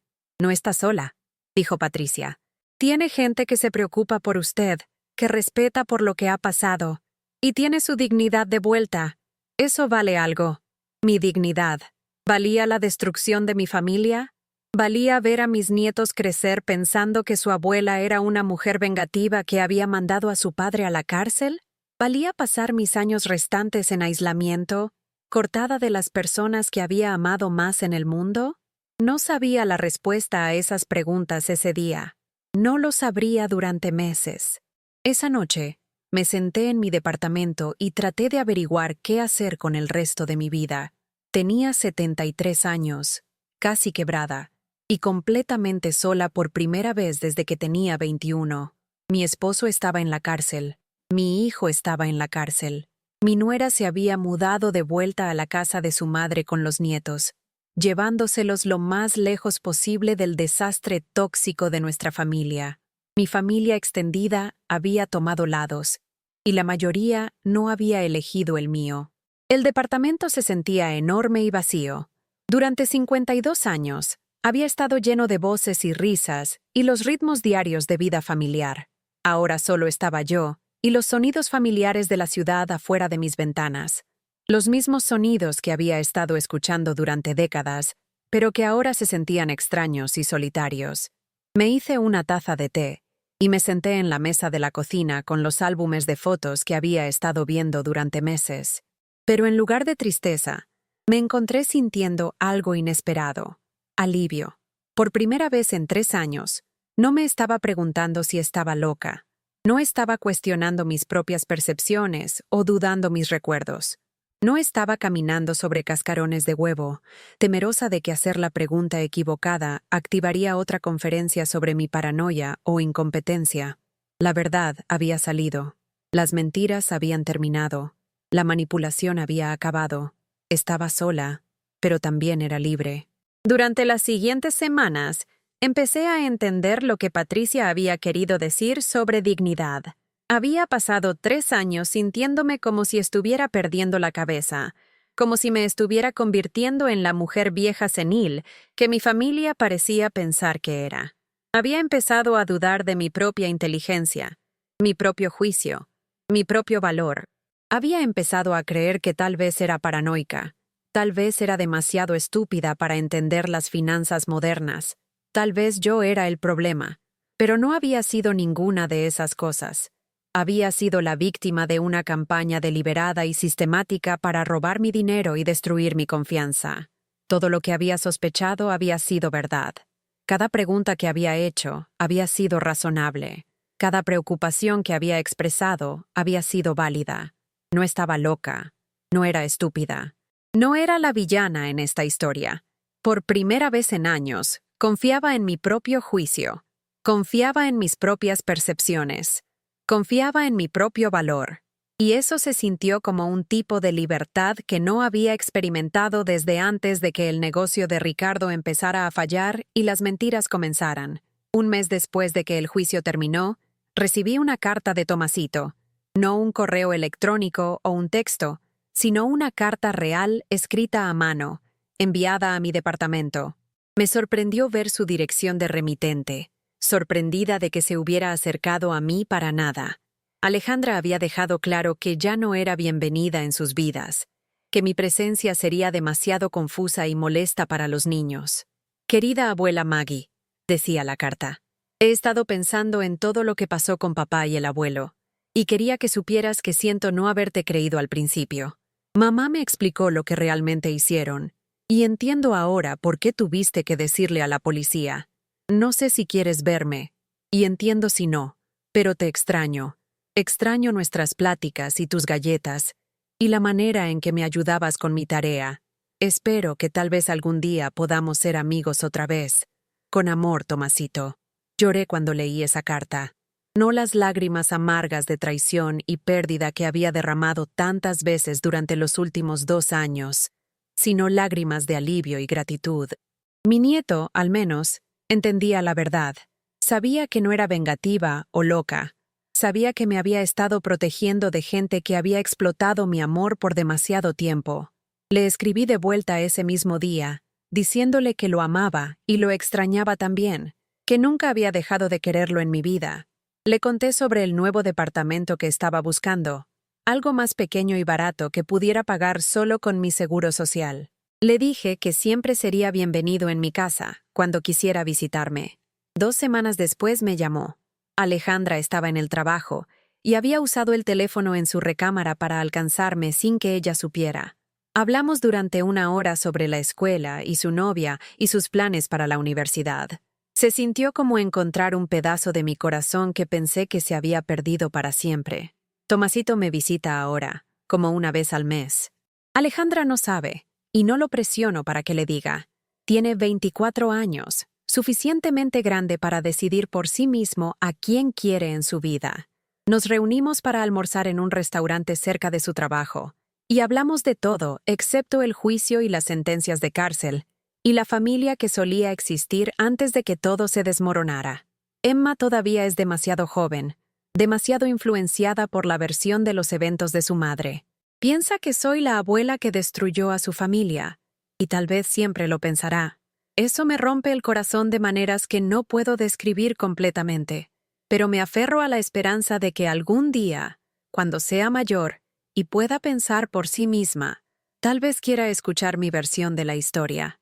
Tal vez quiera saber que su abuela luchó por su dignidad y sus derechos, incluso cuando le costó todo lo demás. 6 meses después del juicio, me mudé a un pequeño departamento de 1 recámara en una parte diferente de la Roma Norte. La renta es la mitad de lo que estaba pagando por el lugar viejo, y puedo pagarlo cómodamente con mi seguro social y la pequeña pensión de mi trabajo de contabilidad. Es más pequeño, más silencioso, pero se siente mío de una manera que el departamento viejo nunca se sintió después de que supe que estaba hipotecado para pagar los esquemas fallidos de Ricardo. He hecho nuevos amigos en mi edificio. La señora Rodríguez de enfrente me trae empanadas caseras y escucha mis historias sin juicio. El señor Park de arriba me ayudó a instalar mi televisor nuevo y me enseñó cómo usar Netflix. El superintendente del edificio, un hombre bondadoso llamado David, me revisa durante las nevadas y arregla mi llave que gotea sin que se lo pida. Estas personas apenas me conocen, pero me tratan con más respeto y consideración de lo que mi propia familia me mostró durante los peores años de mi vida. Me ven como Margarita, una mujer con opiniones y experiencias y valor, no como una viejita confundida que necesita ser manejada y manipulada para su propio bien. Empecé a tomar una clase de pintura en el centro comunitario cerca de mi departamento nuevo. Siempre había querido probar pintura al óleo, pero nunca había tenido tiempo cuando estaba ocupada cuidando las necesidades de todos los demás. Ahora no tengo nada más que tiempo, y he descubierto que tengo algo de talento para capturar luz y sombra en lienzo. Mis pinturas no son obras maestras, pero son mías. Representan horas de concentración silenciosa, de crear algo hermoso en lugar de manejar la crisis de alguien más. La instructora, una mujer llamada Elena que tiene como mi edad, me animó a entrar a una exhibición de arte local. Estaba aterrorizada, pero presenté 3 pequeños paisajes que había pintado en Chapultepec. Para mi sorpresa, uno de ellos ganó 3er lugar en la división amateur. El premio era solo un certificado de regalo de 700 pesos a una tienda de suministros de arte, pero se sintió como ganar la lotería. Alguien había visto algo que había creado y lo había encontrado digno de reconocimiento. ¿Cuándo fue la última vez que mi familia había reconocido mis esfuerzos? ¿Cuándo fue la última vez que alguien había elogiado mis logros o animado mis intereses? No podía recordar. Durante años, había sido valorada solo por lo que podía proporcionar: dinero, cuidado de niños, apoyo emocional, ayuda práctica. Mis propios sueños y talentos y deseos habían sido irrelevantes. Pero Elena vio potencial en mi pintura. La señora Rodríguez vio sabiduría en mis historias. El señor Park vio bondad en mi disposición a ayudar a su madre anciana con sus compras del supermercado. Estos casi extraños me vieron como persona completa con dones que ofrecer, no solo como alguien cuyo amor podía ser dado por garantizado.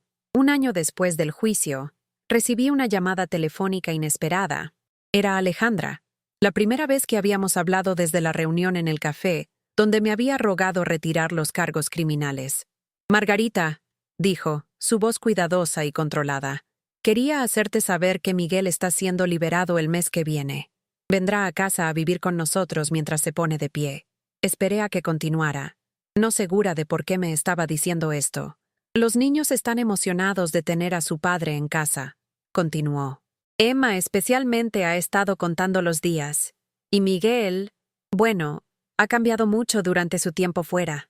Ha estado pensando sobre lo que pasó, sobre lo que te hizo, todavía esperando. Me pidió que te llamara, Margarita. Quiere saber si estarías dispuesta a verlo, a hablar. Quiere disculparse, cara a cara, por lo que te hizo. Una disculpa. Después de 2 años de negación y culpa y guerra legal, mi hijo quería disculparse conmigo. Parte de mí había estado esperando este momento, desde el día que descubrí por primera vez su traición. Parte de mí había imaginado esta conversación. Había soñado con las palabras que podría decir para compensar el dolor que había causado. Pero sentada en mi departamento pequeño y silencioso, escuchando la voz de Alejandra a través del teléfono, me di cuenta de algo sorprendente. Ya no necesitaba su disculpa. Ya no necesitaba su validación o su reconocimiento de mi dolor. Había encontrado mi propia paz, mi propio sentido de valor, mi propia vida separada de la familia que me había rechazado. Alejandra, dije calmadamente, aprecio que Miguel quiera disculparse, pero no estoy segura de estar lista para esa conversación. Margarita, por favor, realmente ha cambiado. La cárcel fue dura para él, y le dio tiempo para pensar sobre lo que te hizo. Se da cuenta ahora de lo equivocado que estaba. ¿Cuánto te lastimó? ¿No podrías al menos considerar reunirte con él? ¿Podría? ¿Podría sentarme frente al hijo que había calculado fríamente cómo robarme y escucharlo explicar cuánto lo sentía? ¿Podría abrir mi corazón otra vez a alguien que ya lo había roto tan completamente? Lo pensaré, dije finalmente, pero no estoy haciendo promesas. Eso es todo lo que puedo pedir, dijo Alejandra. ¿Y Margarita? Sé que esto no compensa nada, pero quiero que sepas que yo también lo siento. Debería haberte creído antes. Debería haber escuchado en lugar de poner excusas. No merecías lo que te pasó. Después de colgar, me senté junto a mi ventana y vi el atardecer detrás del horizonte de la Ciudad de México. La disculpa de Alejandra significaba algo para mí, más de lo que había esperado. Finalmente había reconocido que había estado diciendo la verdad todo el tiempo, que había sido la víctima en lugar de la villana. Finalmente, me había visto claramente en lugar de a través del lente de lealtad familiar y negación desesperada. Pero todavía no estaba segura de querer ver a Miguel. La herida que había creado era demasiado profunda, demasiado personal. No solo había robado mi dinero, había robado mi confianza en mi propio juicio, mi confianza en mis relaciones, mi fe en que las personas que amaba nunca me lastimaría deliberadamente. ¿Podría una disculpa sanar ese tipo de daño? 3 semanas después, Miguel me llamó él mismo. Ma, dijo, y su voz sonaba diferente de como la recordaba. Más vieja, más incierta. Sé que podrías no querer hablar conmigo, pero quería preguntar si podríamos vernos en algún lugar. Tengo algunas cosas que necesito decirte. Miguel, dije cuidadosamente, no estoy segura de que sea buena idea. Ha pasado demasiado. Ha habido demasiado daño. Lo sé, Ma. Sé que te lastimé de maneras que ni siquiera puedo entender completamente, pero he pasado el último año pensando sobre lo que te hice, sobre cómo te traté, sobre el tipo de hijo en que me convertí, y necesito decirte cuánto lo siento. Necesito tratar de hacer las paces, aunque nunca puedas perdonarme. Hacer las paces. La frase sonaba como algo de un programa de recuperación, cuidadosamente guionizado y practicado. Pero había algo en la voz de Miguel que parecía genuino, una humildad que nunca había escuchado de él antes. ¿Qué me querrías decir?, pregunté. Quiero decirte que lo que te hicimos estuvo mal. No solo el dinero, Ma, sino la manera en que te hicimos sentir loca por hacer preguntas. La manera en que te hicimos pensar que eras paranoica cuando solo estabas tratando de protegerte. Quiero decirte que tenías razón sobre todo, y yo estaba equivocado sobre todo, y lamento que me haya tomado ir a la cárcel para darme cuenta. Estuve callada por un largo momento, procesando sus palabras.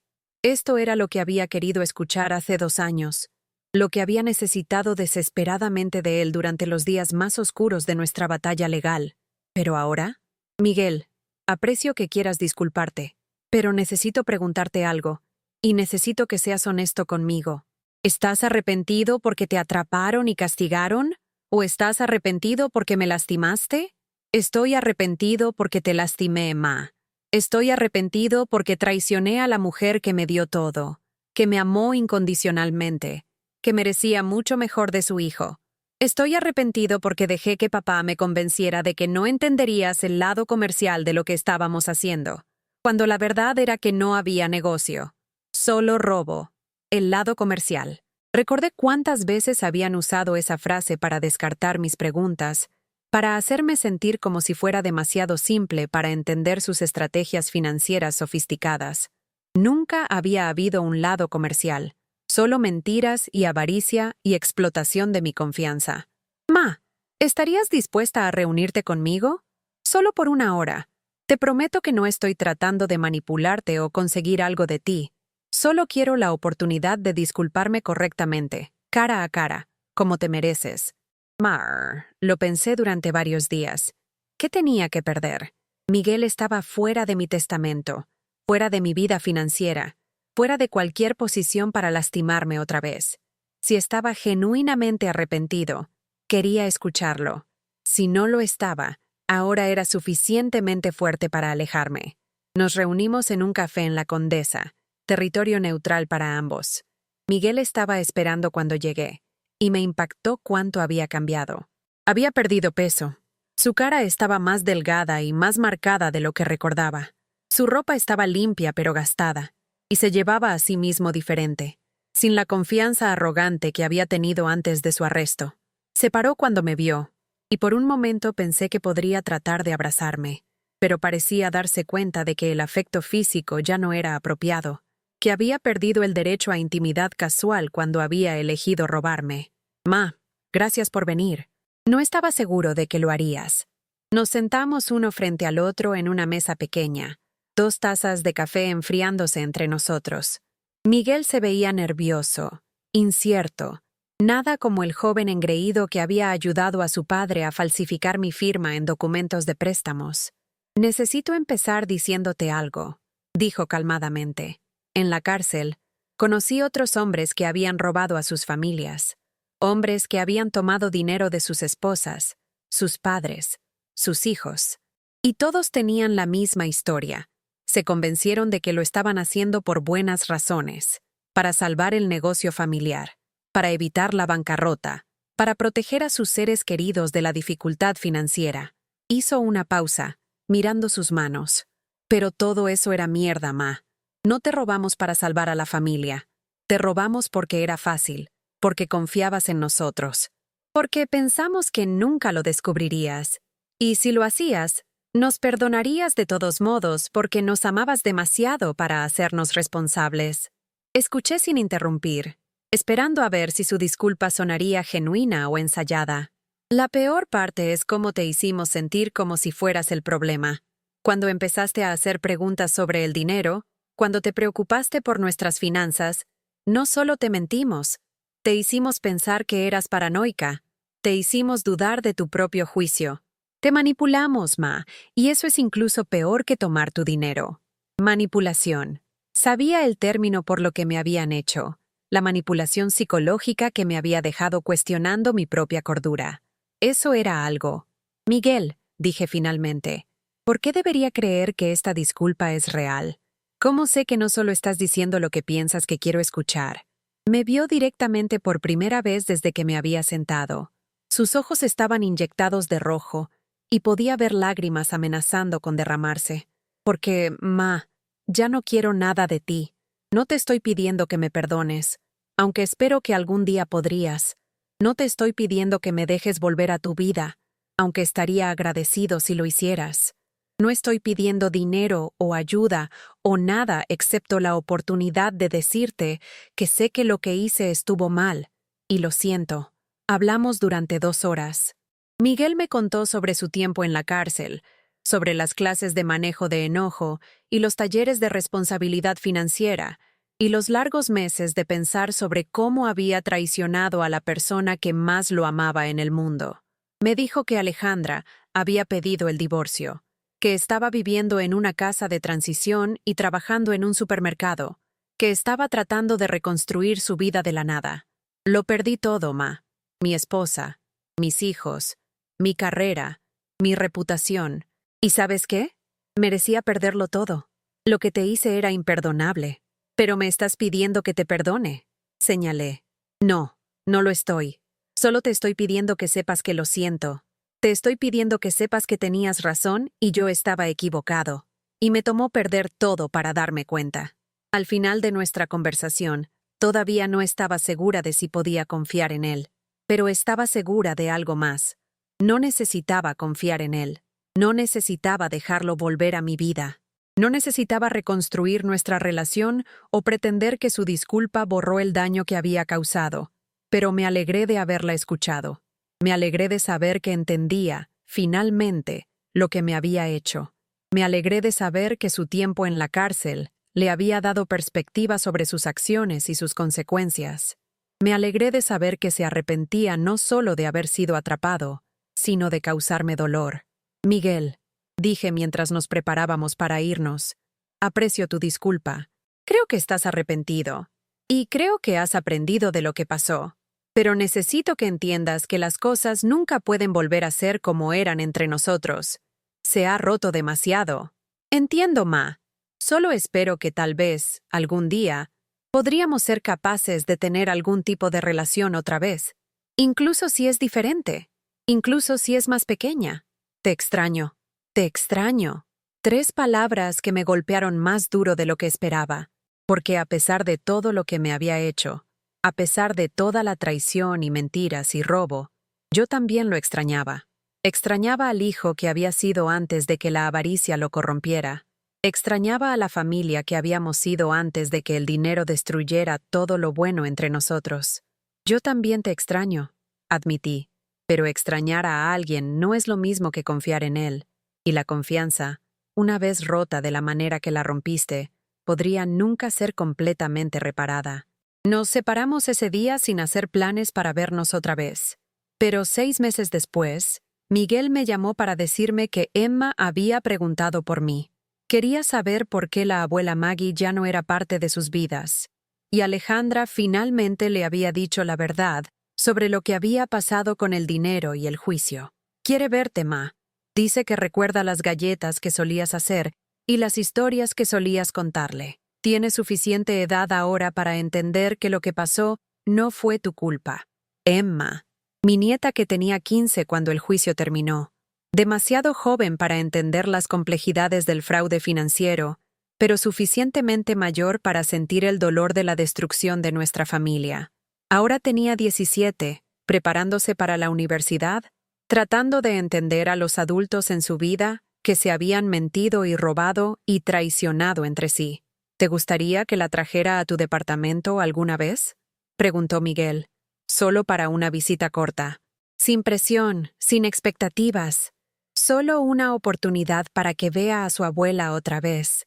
Dije que sí, porque a pesar de todo lo que había pasado, a pesar de todas las maneras en que mi familia me había fallado, Emma era inocente. Había sido una niña atrapada en el medio de conflictos de adultos que no había creado y no podía controlar. Si quería verme, yo también quería verla. Vinieron un sábado por la tarde en primavera. Emma estaba alta ahora, casi tan alta como su padre, con cabello largo oscuro y ojos serios que me recordaban a mí misma a esa edad. Era tímida al principio, incierta sobre cómo comportarse alrededor de la abuela que le habían enseñado a temer y evitar. Pero lentamente, mientras nos sentábamos en mi pequeña sala bebiendo té y comiendo galletas compradas de tienda, empezó a relajarse. Me contó sobre la escuela y sus planes para la universidad, sobre su trabajo de tiempo parcial en una librería y su novio que quería estudiar ingeniería. Era inteligente y pensativa y bondadosa, todo lo que había esperado que se volviera. «Abuela Maggie», dijo mientras se preparaban para irse, «lamento no haberte creído antes.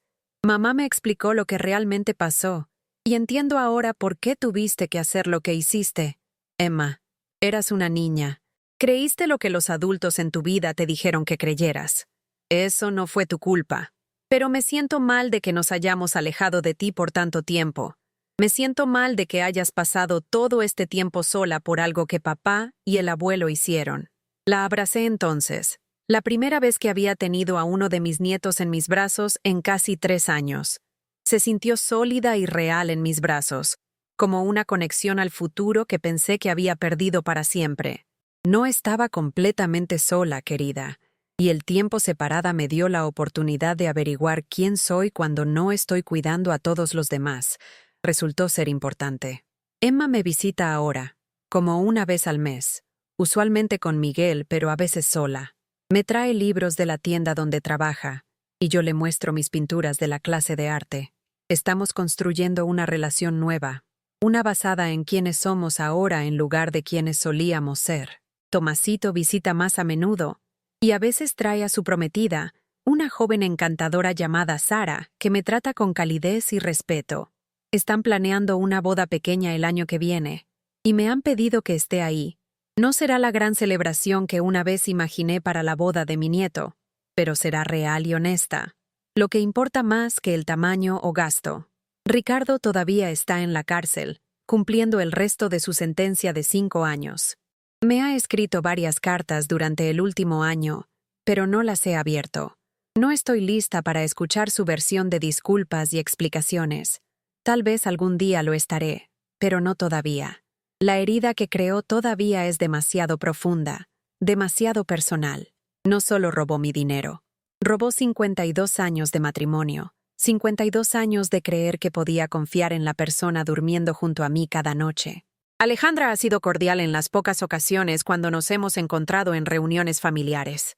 Es educada pero distante, todavía incómoda con el papel que jugó en descartar mis preocupaciones y permitir el robo de Ricardo y Miguel. Probablemente nunca seremos cercanas otra vez, pero no somos enemigas.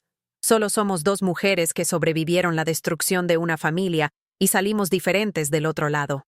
Tengo 75 ahora, viviendo sola en mi departamento pequeño, sostenida por el Seguro Social y el acuerdo modesto que eventualmente recibí de los procedimientos de bancarrota de Ricardo. Recuperé menos del 10% de lo que me robaron, pero fue suficiente para sentir que alguna medida pequeña de justicia había sido servida. Mi vida es más silenciosa ahora de lo que era cuando estaba casada y rodeada de drama familiar. Algunos días, extraño el caos de las comidas dominicales y fiestas de cumpleaños y reuniones de días festivos. Pero no extraño la ansiedad de preguntarme si estaba perdiendo la cabeza, el agotamiento de ser manipulada y mentida, el corazón roto de amar a gente que vio mi devoción como debilidad en lugar de don. Pinto 3 mañanas a la semana y trabajo de voluntaria en el centro comunitario 2 tardes. Tomo café con la señora Rodríguez la mayoría de los domingos y chismorreamos sobre los otros inquilinos y nos quejamos sobre el costo creciente de los víveres. Tomo el pecero a Chapultepec cuando el clima es agradable, instalando mi caballete cerca del lago y capturando la luz mientras cambia durante la tarde. Es una vida pequeña, pero es mía. Por primera vez en décadas, no soy responsable de la felicidad de nadie más, o seguridad financiera, o necesidades emocionales. No estoy caminando sobre cascarones de huevo, temerosa de que hacer la pregunta equivocada activará acusaciones de paranoia o incompetencia. No estoy sacrificando mis propios deseos y necesidades por miembros de la familia, que dan mi generosidad por garantizada. Solo soy Margarita, una mujer que sobrevivió la traición y encontró su camino hacia la paz. Una mujer que aprendió, más tarde de lo que debería, pero no demasiado tarde, que el amor no debería costarte tu dignidad, tu seguridad o tu sentido de valor propio. La semana pasada, recibí un anuncio de graduación por correo. Emma había sido aceptada en la Universidad Iberoamericana con una beca parcial y había querido que supiera sobre su logro. Dentro del anuncio había una nota escrita a mano. Gracias por enseñarme que es importante defenderte, incluso cuando es difícil.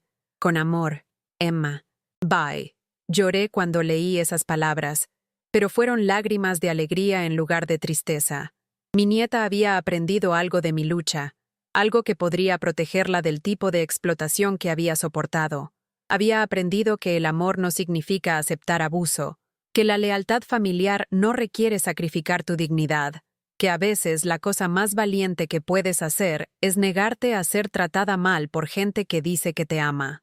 Si mi dolor podía ahorrarle algo de dolor, si mi lucha podía enseñarle a valorarse, entonces tal vez todo había valido algo después de todo. Mientras me siento aquí ahora, en mi departamento silencioso con mis pinturas en las paredes y mis libros en los estantes y mi té enfriándose en mi taza favorita, quiero preguntarles algo. ¿Han vivido algo así? ¿Han sido traicionados por las personas en las que más confiaban en el mundo? ¿Los han hecho sentir locos o paranoicos cuando en realidad estaban viendo la verdad más claramente que nadie más? O tal vez conocen a alguien que ha experimentado este tipo de traición. Tal vez han visto a un padre o abuelo o amigo luchar con miembros de la familia que se aprovecharon de su amor y generosidad. Tal vez han visto la confianza de alguien explotada, su dignidad pisoteada, su realidad negada por gente que debería haberlos protegido. Me encantaría escuchar su historia. Por favor, díganme en los comentarios cómo esto resonó con ustedes. Si han encontrado su camino a través de oscuridad similar hacia algo que se vea como paz. Y si esta historia los conmovió, si los ayudó a entender algo sobre lealtad familiar y respeto propio, y el valor que toma exigir mejor trato de las personas que amamos, por favor, denle me gusta a este video y suscríbanse. Asegurémonos de que este mensaje llegue a alguien que necesite escucharlo, alguien que podría estar preguntándose si está loco o paranoico, cuando en realidad solo está viendo la verdad. Porque la verdad, incluso cuando nos cuesta todo lo que pensamos que queríamos, siempre vale la pena defender.